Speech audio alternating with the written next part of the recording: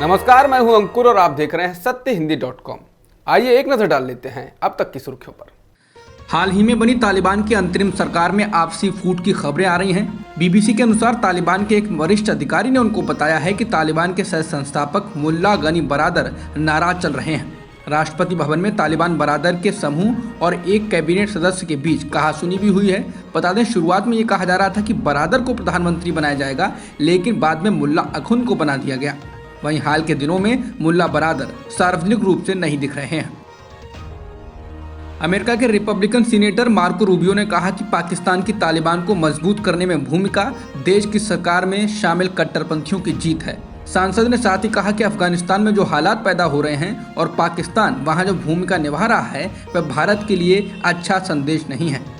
सांसद ने कहा कि अमेरिकी प्रशासन तालिबान को फिर से संगठित होने में पाकिस्तान की मदद की भूमिका को अनदेखी करने का दोषी है।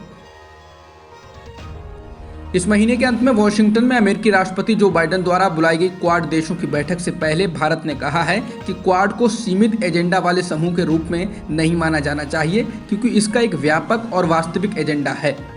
बता दें, चीन ने क्वाड सम्मेलन को लेकर प्रतिक्रिया देते हुए कहा है कि किसी तीसरे देश को निशाना बनाने के लिए गठित क्षेत्रीय सहयोग समूह ना तो लोकप्रिय होगा और ना ही इसका कोई भविष्य होगा। बता दें, प्रधानमंत्री मोदी 24 सितंबर को अमेरिका, जापान और ऑस्ट्रेलियाई समकक्षों के साथ वॉशिंगटन में क्वाड के नेताओं के शिखर सम्मेलन में शामिल होंगे। आरबीआई के पूर्व गवर्नर डॉक्टर रघुराम राजन ने कहा है कि क्या केंद्र सरकार को कोविड टीकाकरण के मोर्चे पर शुरू में कथित खराब प्रदर्शन के लिए देशद्रोही कहा जाएगा, लेकिन आप कहते हैं कि ये गलती है और लोग गलतियां करते हैं। पूर्व गवर्नर एनडीटीवी से बात करते हुए आईटी कंपनी इन्फोसिस द्वारा टैक्स फाइलिंग वेबसाइट में कुछ गड़बड़ियों को ठीक नहीं कर पाने के लिए 5 जन द्वारा किए गए हमले पर बोल रहे थे।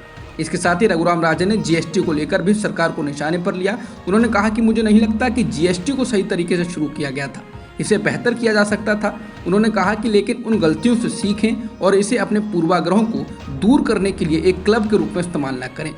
बता दें, हाल ही में आरएसएस से संबंध रखने वाले 5 जन ने इन्फोसिस पर छपे एक लेख में इसको देश विरोधी कहने की कोशिश की थी।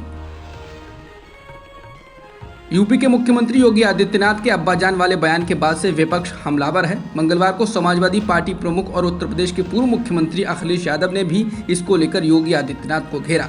अखिलेश ने कहा कि बीजेपी की सरकार जाना तय है, इसीलिए मुख्यमंत्री जी की भाषा बदल गई है।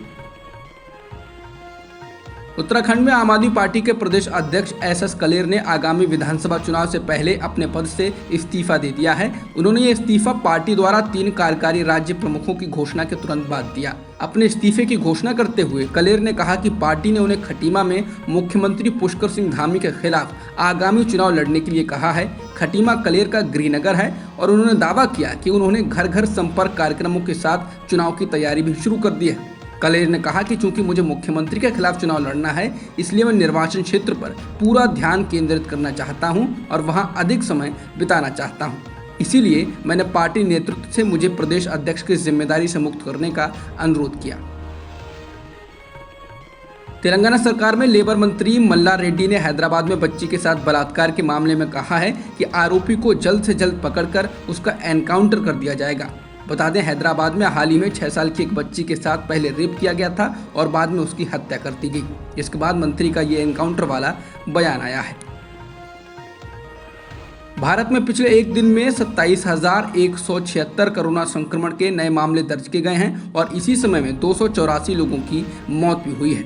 फिलहाल देश में 3,51,000 से अधिक सक्रिय मामले हैं। भारत में 75 करोड़ 89 लाख से अधिक वैक्सीन की डोज भी लगाई जा चुकी हैं। अब तक की खबरों में इतना ही। बाकी खबरों के लिए बने रहिए सत्यहिंदी.com के साथ। सत्य हिंदी का ऐप डाउनलोड करें गूगल प्ले स्टोर पर।